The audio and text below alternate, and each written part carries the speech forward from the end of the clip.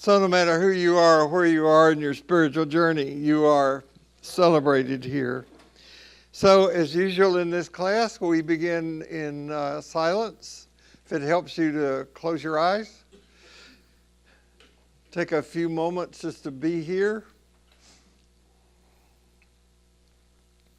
Silence is the way that we express our intention to keep in mind that we live inside the heart of sacred mystery, and that this mystery seeks to find expression through who we are and how we live. So may grace be in our heads and in our thinking. May grace be in our eyes and in our seeing. May grace be in our ears and in our hearing. May grace be in my mouth and in my speaking. May grace be in our hearts and in our understanding. And may grace be at our ends and at our departing. And may we grow in patience, tolerance, kindness, and love, and all creation benefit from what we do here. Amen. We have been generously given the opportunity to see the award-winning movie, No Other Land. It was won an Oscar for the best documentary last year. And we're going to have a showing of that movie here on May the 18th. That's the Sunday after Mother's Day. I put an announcement in the preview that went out and had some people respond. I'm trying to get an idea, we are trying to get an idea of how many people would be interested in seeing this. We want to have it after the 11 o'clock service because St. Paul's not being a parish church. People drive for 20, 30 miles to get here. There's no need to go and then try to get you back later in the afternoon. That's very difficult to do. So after that 11 o'clock service, we're into the movie. I'm interested in a show of hands. How many of you think you might be interested in seeing that? Okay, John, you got an idea? Okay, all right. Because I'll keep this alive in the announcements. And we probably will get some sort of registration going because since it is right after the service, we might offer some lunch option, a picnic box lunch or something like that for you to see it. So that's what that is. All right. So the Lord is my shepherd, I shall not want. He makes me to lie down in green pastures. He leads me beside still waters. He restores my soul. He leads me in the right paths for his name's sake. Even though I walk through the darkest valley, I will fear no evil, for you are with me. Your rod and staff, they comfort me. You prepare a table before me in the presence of my enemies. You anoint my head with oil. My cup overflows. Surely goodness and mercy shall follow me all the days of my life, and shall dwell in the house of the Lord my whole life. That's kind of Eugene Peterson's translation, but that's the first passage of any length I memorized from the Bible when I was a child. Most people know it or have heard it. The 23rd Psalm. If she had said to me before her appearance here on Saturday night, if Nadia Bose, whoever, had said to me, this is what I plan to do, I would have said, Nadia, I don't think it's a good idea. It will not work. But she did it. Those of you who were here, remember, she got us to sing. You remember? I'm going to ask you to sing.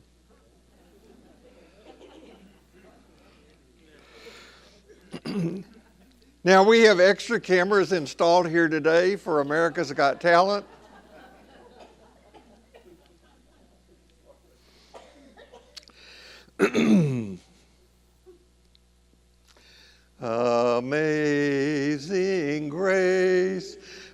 how sweet the sound that saved and set me free.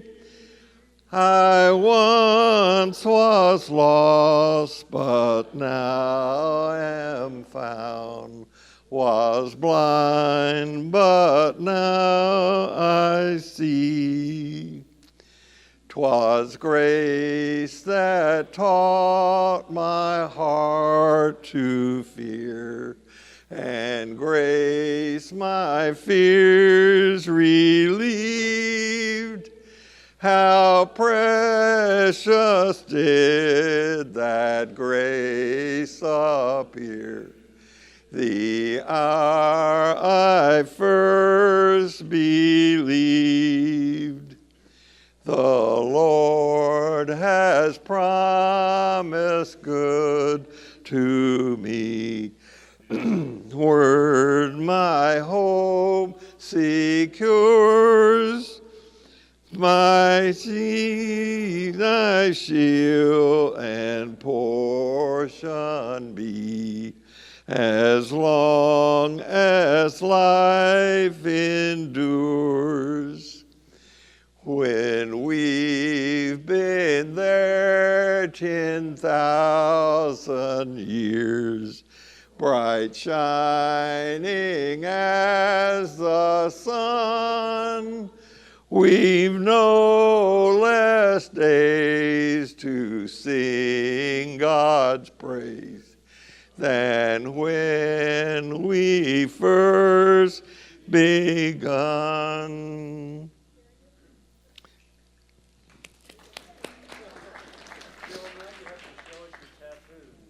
Huh? You need to show us your tattoos.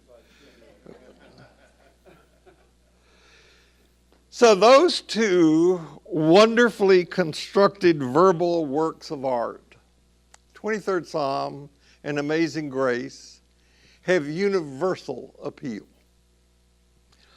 It doesn't matter what your experience with religion is, there is something about these words of these two well-known pieces that bypasses our conscious process and goes directly to the hurts and hungers of our very being. These words speak consolation and comfort and hope. They are medicine for the healing we long for, especially when we get it that we need grace and guidance for those times and situations that we are helpless to change. This is why these two pieces are frequently sung, read, or performed at funerals and memorial services. Now, I would imagine that grace and consolation and comfort is one of the reasons you're here today. It's why anyone would seek and choose to walk the wayless way, even if the door through which you enter onto the wayless way is an intellectual one, and we enter at the academic level. We still long for something that would give us hope and stability during perilous times. When COVID came and shut down the country and the world, crippled our country, those of us who had to show up in places like this or speak in situations out of that kept saying things like, this is an unprecedented time. We live in an unprecedented time. And we look for other words to say that we lived in an unprecedented time, but we couldn't find any other word better than unprecedented to say that it was unprecedented. So once again, we find ourselves in unprecedented time right this moment.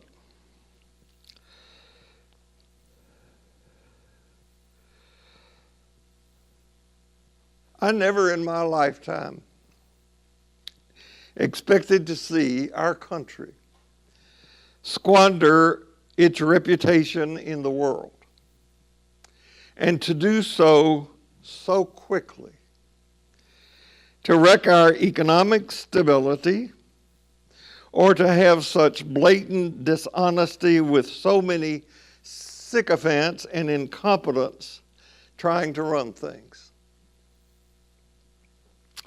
Because our president, as well as those buffering him from reality, lies so frequently and about so much, what Hannah Arendt, the greatest authority on authoritarianism, once predicted has come to pass in this country.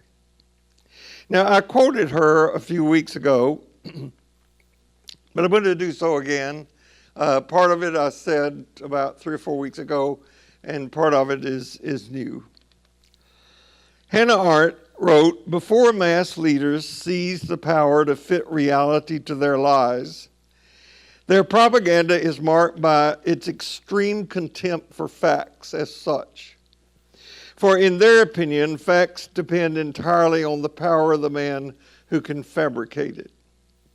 Contempt for facts is fatal to and for a democracy." She goes on, "If everybody always lies to you, the consequence is not that you believe the lies, but rather that nobody believes anything any longer. Because lies, by their very nature, have to be changed. And a lying government has constantly to rewrite its own history. On the receiving end, you got not only one lie, a lie which you could go on for the rest of your days, but you get a great number of lies depending on how the political wind blows. And a people that no longer can believe anything cannot make up its mind. It is deprived not only of its capacity to act, but also of its capacity to think and to judge. And with such a people, you can do then what you please." So with the banning of books and the erasure of facts regarding things like the role of people of color in this country's history, civil rights legally won by the LGBTQIA plus community, we are witnessing a rewriting of our history. We're going to take out anything that might cause anybody feelings of shame or discomfort. And some people are okay with this. Some people seem to be numb to it. Some people are sad about it, and some people are upset about it. But none of that changes the facts of what is taking place. So the United States is becoming less united and more divided before our very eyes.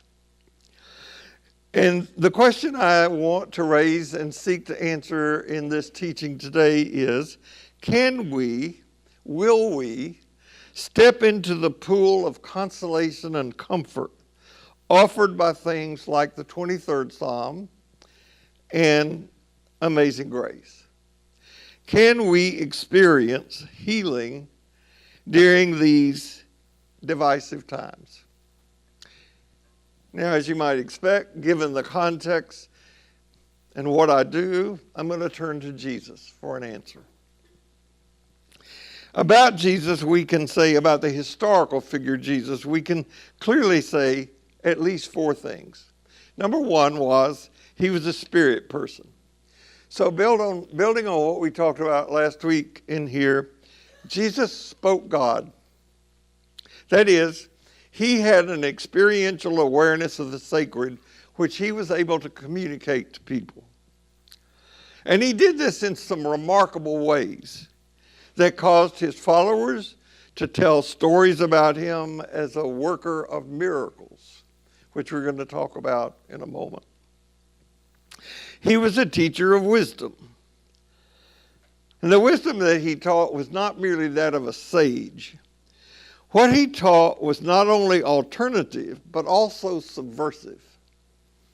They did not execute Jesus because he said, "Consider the lilies of the field." They got him because he said, "You're a bunch of hypocrites." He called the establishment, both religious and political, to task, and that upset them. In this way, he was a social prophet, like those of his Jewish tradition. He criticized the elites of his society, and that put him in frequent conflict with authorities. And he was a movement founder. Now, the movement that resulted, ultimately, from his teachings is one that he would not recognize today. But in the first almost 300 years, the movement that he started galvanized the empire in which he lived and did his work, so that it did lead to what you see today. So, though there are many remarkable things that we might and will say about Jesus, the one I'm focusing on today is that he was a remarkable healer.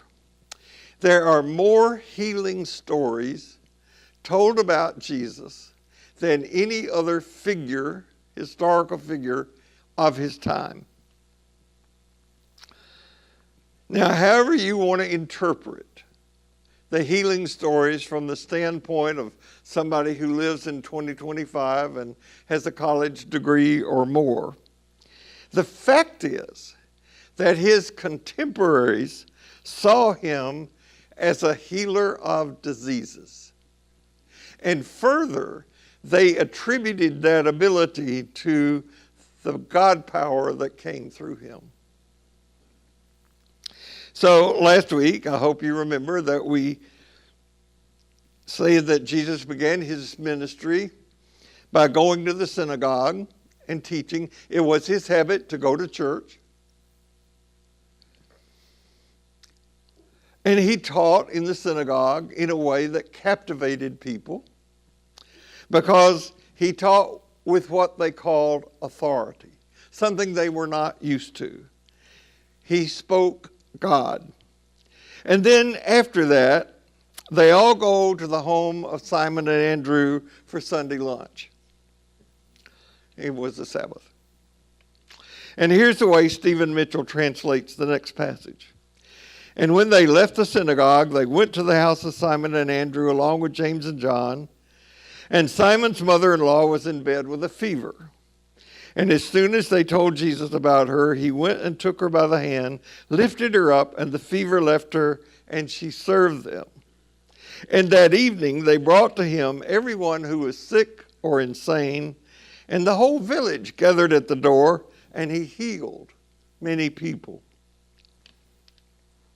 And early in the morning, while it was still dark, he got up and went out to a remote place and prayed there. And Simon and his companions searched for him. And when they found him, they said to him, "Everyone is looking for you." And he said to them, "Let's go to the next villages so that I can proclaim the good news there too." And he went through all Galilee, proclaiming the good news in their synagogues and healing many diseases. Now, in the version of the narrative that I'm using, the next scene is that Jesus heals a leper, which we're going to talk about after Easter when we get there, because it is a very important story.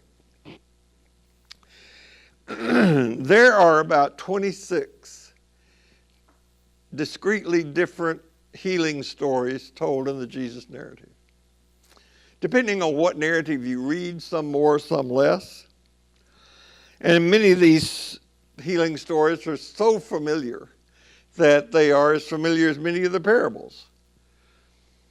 Some of you remember the story about 4 friends who took a paralytic to Jesus and they couldn't get in, so they climbed on top of the house and tore the roof apart and let the man down through the ceiling. Sight being restored to blind Bartimaeus, the man by the pool. He healed a centurion's son from a great distance away. And then there are those 10 lepers that he healed, only one of whom returned to give thanks. And then there are all those we read about, like today at the end of this passage, where it just says, and he healed many of their diseases. Now, Jesus was not the only healer of that time. You've heard of the blind man being healed by the pool of Bethesda. And that site was actually found by archaeologists in 1964. It is part of an Asclepion. An Asclepion is named after this guy, Asclepius. He's a Greek god that you actually probably know about because his rod has a snake on it, which has become the symbol of the doctor's staff, right? There's a good luck symbol in Greece called the Caduceus. It has two snakes on it, but the doctor's staff, the rod of Asclepius, has only one on it.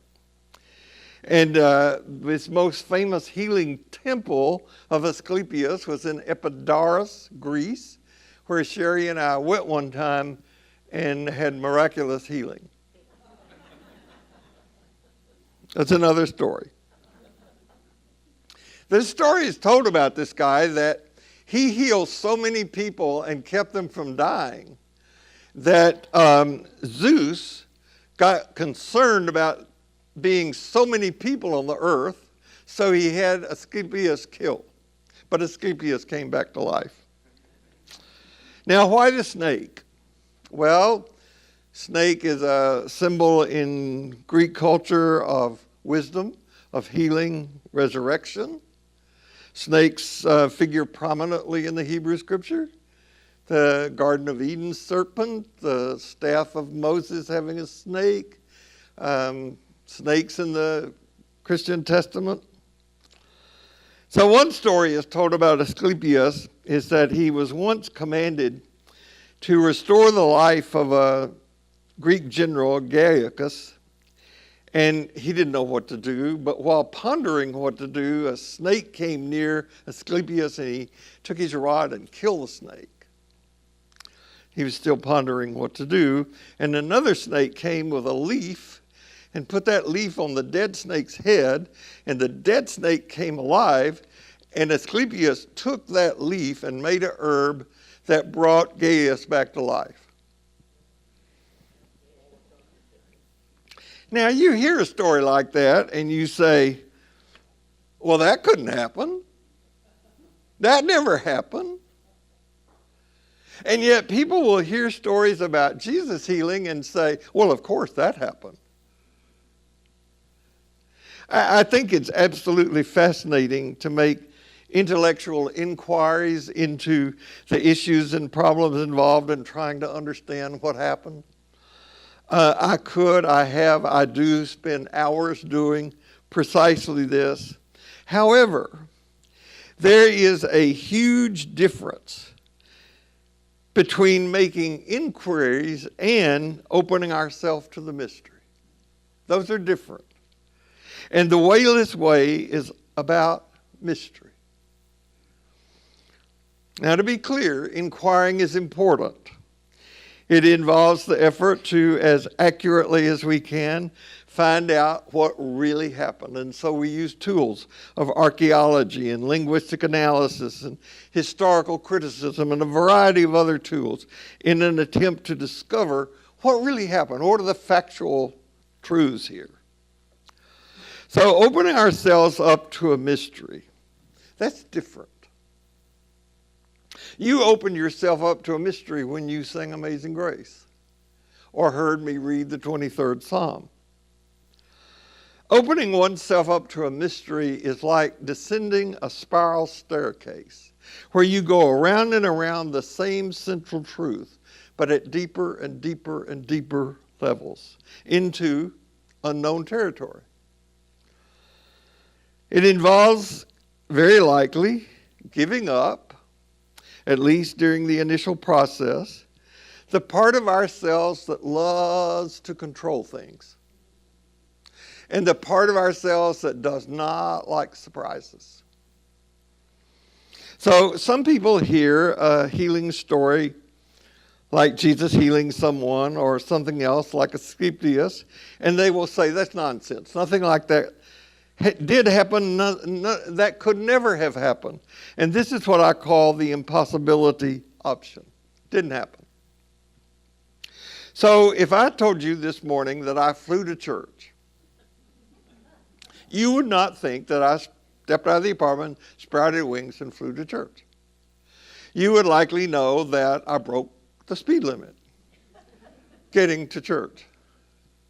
And if I said, no, I really flew to church, you would think, well, he now has that airplane that allows him to get to church, or he's crazy. That's the options. Those are the options.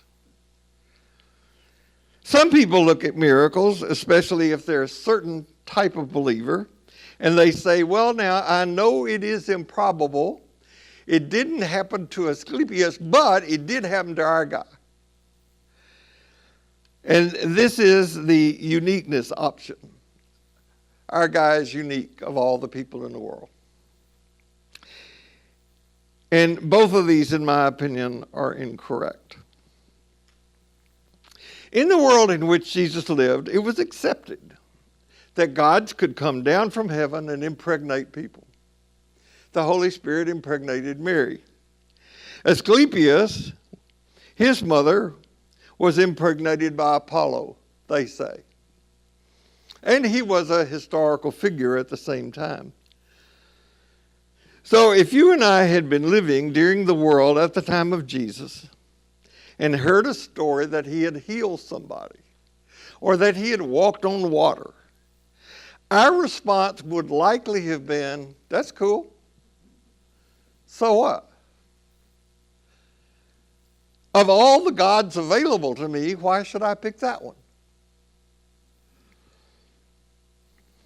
Now, the enlightened world, as we like to call ourselves, has given us many wonderful things. Dualistic religion is not one of them.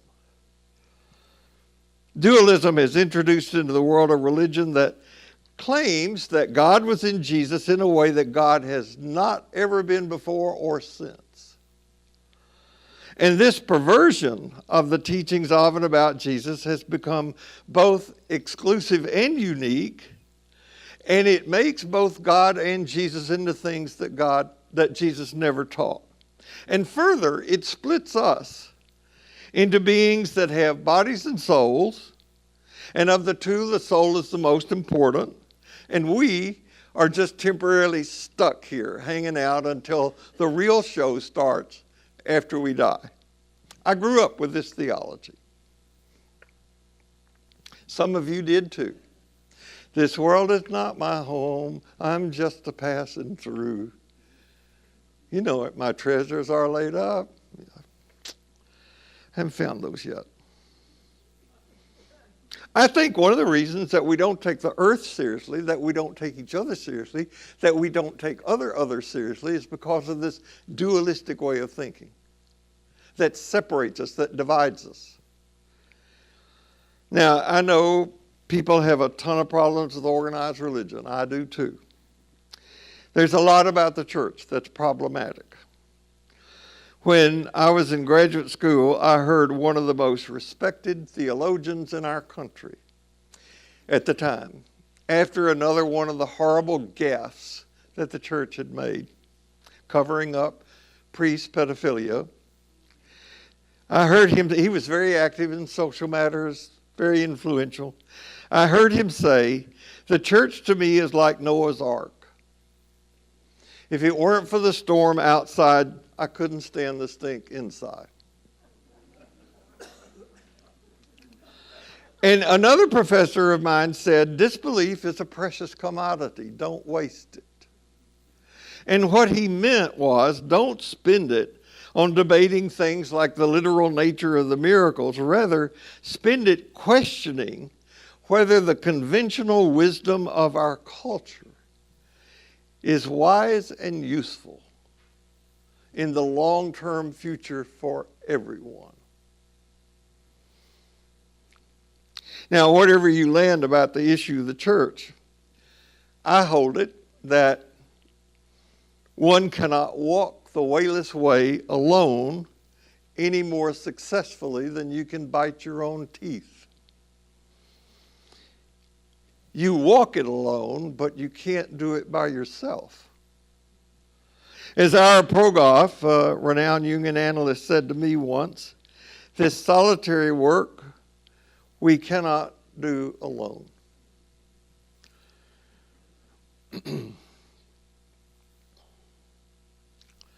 Several years ago, because this physician is now deceased, I went to my doctor at the time, and he asked me, while giving a general physical exam, how are your parents doing? And at that time, my father was still alive, and he suffered from vertigo. And I told this doctor, who is a dear friend of mine, I said, my dad is suffering from vertigo. And he said, well, that could be an inherited condition. I can cure you of it. And I said, really, how? And he said, well, if you ever feel faint, just sit down, preferably on a very low stool. And then if you have an episode of dizziness, you wouldn't have vertigo.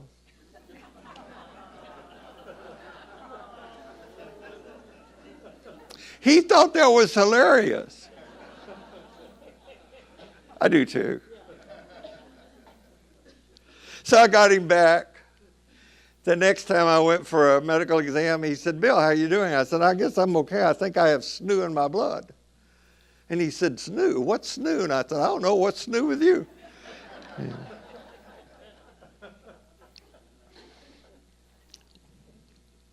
So we go to the doctor because we ail. We do all sorts of things because we hurt.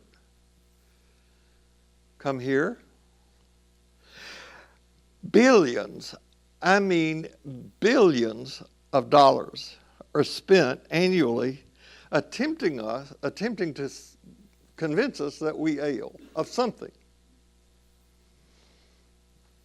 One of the few times, or only the few times I watch commercial television, I am amazed about how many pharmaceutical ads are on television. You've noticed that, I'm sure. How could you not? So I did some research and found out that during prime time, there are 9 to 16 pharmaceutical ads per hour on network television. It's higher on cable television for some reason. So there you are wishing that what you were watching weren't being interrupted by a commercial.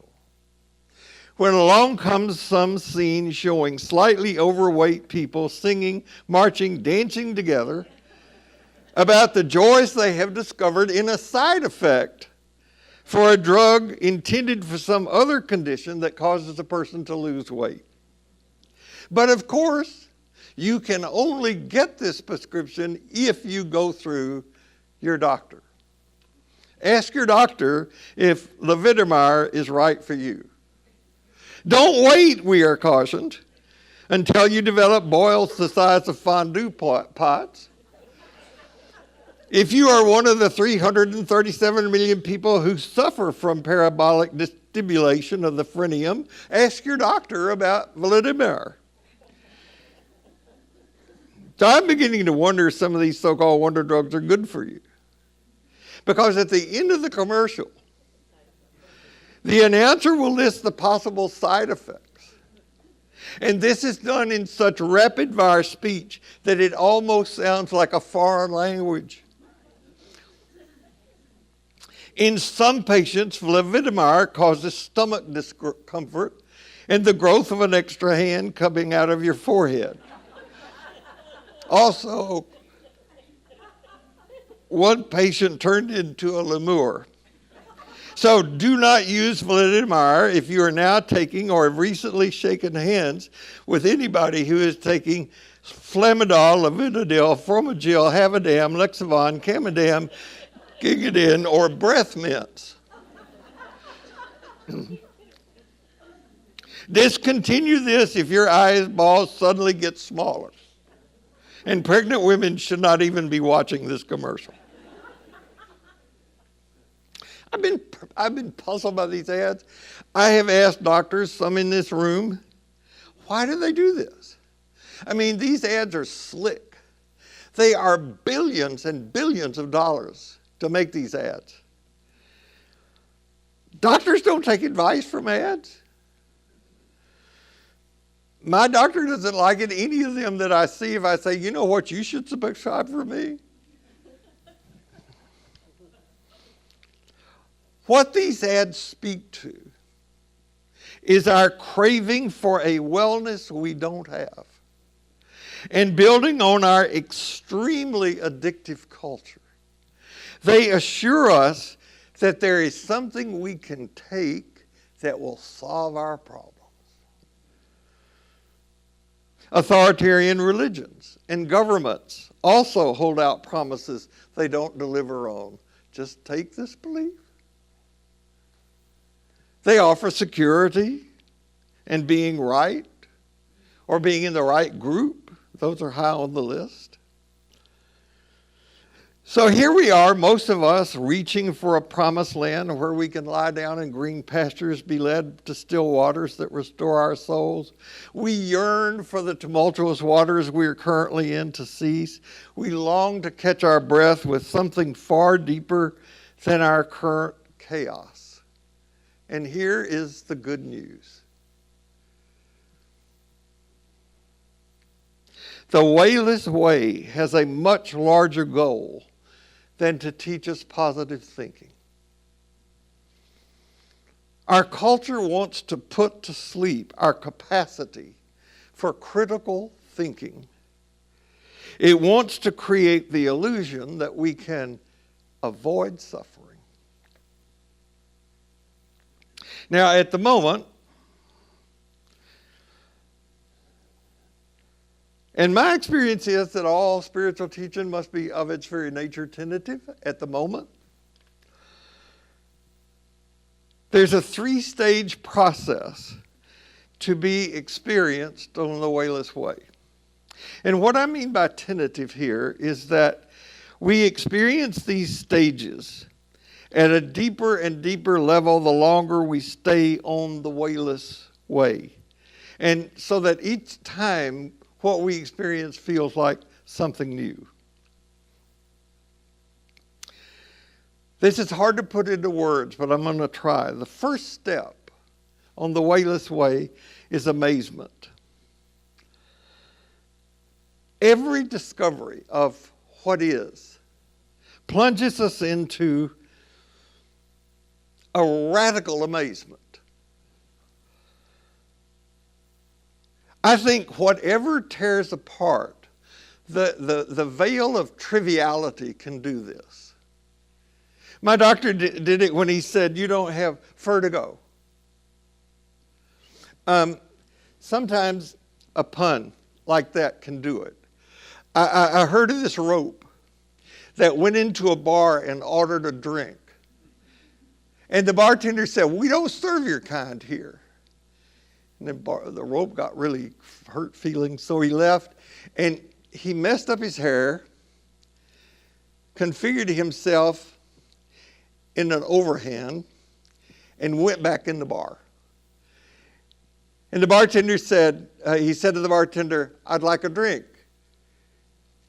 And the bartender said, weren't you just in here? And the rope says, no, I'm afraid not.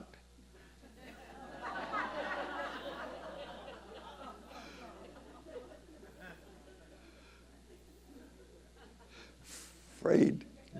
No. I don't know. We need to be amazed.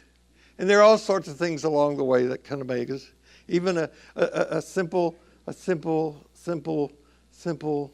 piece of rope. Well, I can put people to sleep when I preach, so why not this? Wake up.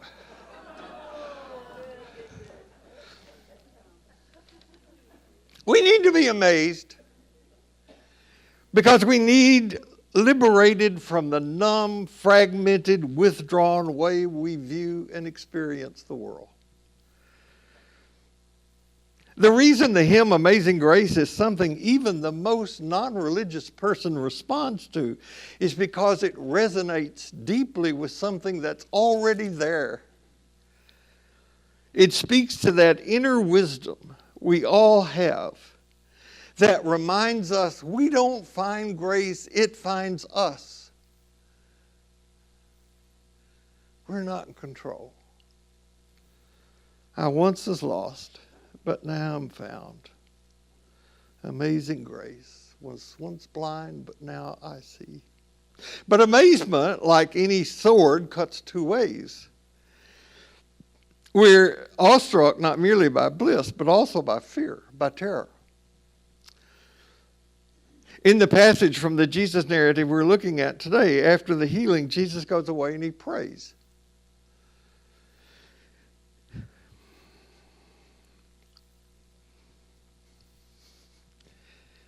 We'll talk more about this as we go along. I should have mentioned before, it has something to do with a daily spiritual practice. But one of the questions I get asked more than any other after a teaching I do about God or Jesus or the kind of thing I'm teaching today is, well, if there's no sky God, what about prayer? Do you pray? I do. Because prayer, as I conceptualize it, is one way to make space for amazement. I pray for people who ask me to pray for them. I pray for some people who don't. I pray for people particularly in situations that are so horrific, I cannot even come close to imagining what they are going through. People in Gaza, Ukraine, Russia, Palestine, people in fear of deportation, people in Myanmar, people in Los Angeles who lost their homes, countless numbers of fish who until recently thought they were living in the Gulf of Mexico.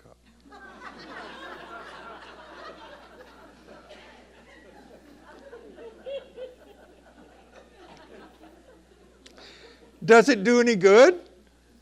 It does me good. A friend of mine 10 days ago came to me and said, I've just been diagnosed with a catastrophic cancer diagnosis.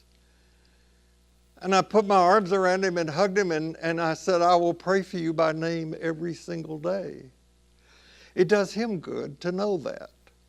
It does me good to bring him to mind. And my puny brain is not capable of understanding how the energy in this cosmos in which we live that causes our hearts to beat without our thinking about it, our body to heal without our doing anything about it, that gives us the ability to sometimes actually see what is, to really see what each other is far more mysterious than I can comprehend. So the second stage, and it's another way to talk about amazement, is that if we stick with it long enough, amazement leads us into what the mystics call the dark night. Because it is amazing to realize how often and frequently I forget the people in Gaza or Ukraine or anywhere else for that matter in my white male privileged status.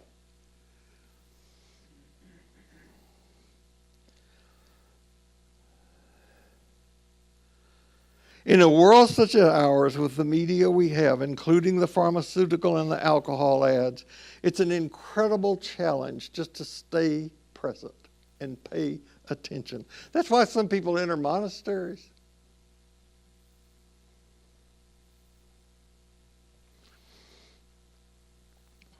So our daily spiritual practice can facilitate our letting go of what Paul Tillich called our false illusions and our vain strivings. And the more we do that, the more we make room for amazement in its awesomeness and its horror. Both. So the symbol of the first way of amazement is the rose. And the symbol of the second way of amazement is the dark night. Because we begin to see that the way leads to Jesus on the cross. Or if that's too religious for you, it leads to the torture that we're doing to our earth and to our neighbors. The earth and our neighbors, you see, are the backdrop on which this mysterious journey takes place.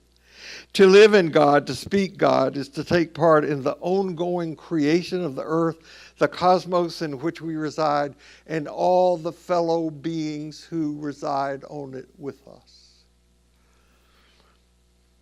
So there's amazement, the dark night, and then the healing, which is not the there, everything's going to be okay, which it is, but it's the healing that takes the form of resistance. If we live in and with compassion for all of God's creation and creatures, we are led, like Jesus, to stand against powers and systems that demean and dehumanize. So the healing stories of Jesus are not to be taken as literal magic tricks performed for religious entertainment. They convey the transformative power of Jesus' presence. The healing stories of Jesus, we see him reaching out to the marginalized, the lepers, the lame, the demon-possessed. And they showed Jesus' radical inclusivity and his challenge to social norms. Radical inclusivity is something the culture in which we live is trying its best to eliminate. But it is one of the marks of the wayless way. And though that upset people to the point that they executed him, that didn't stop him. That's what Easter is about. They didn't stop him or his message. And to work at walking the wayless way is affirming that what will heal our divide, both internally and culturally, is our demonstrating faith in that way of compassion and justice. And we do that by how we live our lives. Now, if you have heard me teach more than a dozen times, you have likely heard me refer to a quote by Carl Jung that struck me when I was in graduate school, and his words have been a guide for me and a magnet pulling me forward to somewhere ever since.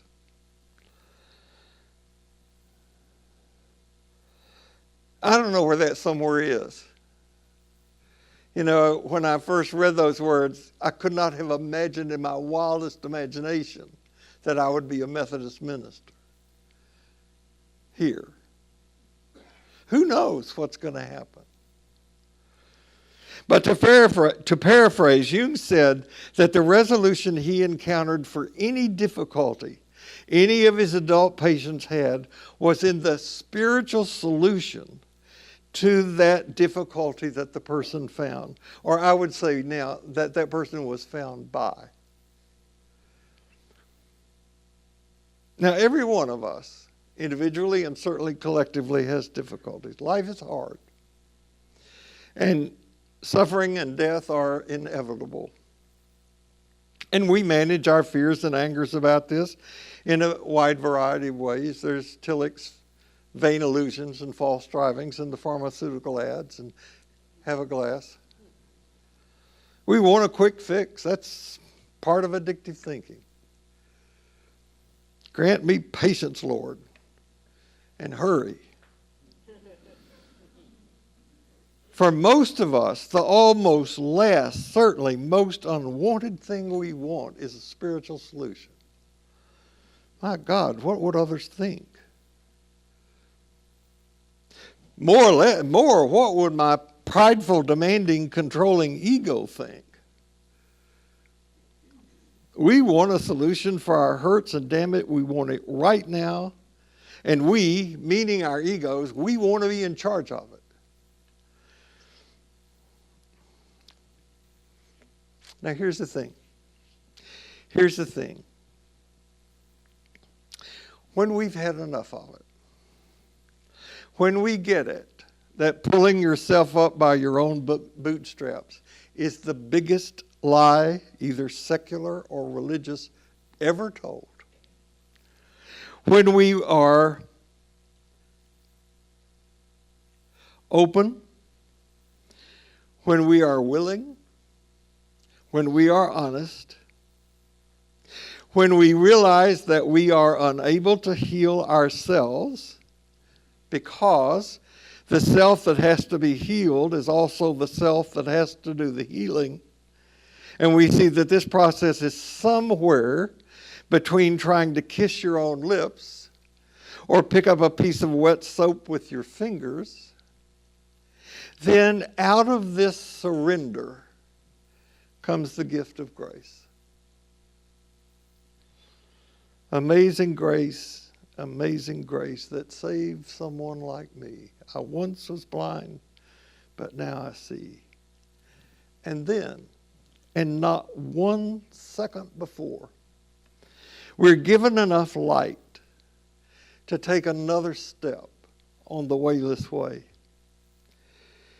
So if we want healing for ourselves or our culture, which in the end amounts to the same thing, what we have to do is face up to our ego's powerlessness, open our eyes to the reality of what is going on in our culture from the perspective of a teacher like Jesus, come to believe that there is a better way than we are currently going about things, and open ourselves to the amazing grace that can shepherd us further out and deeper in.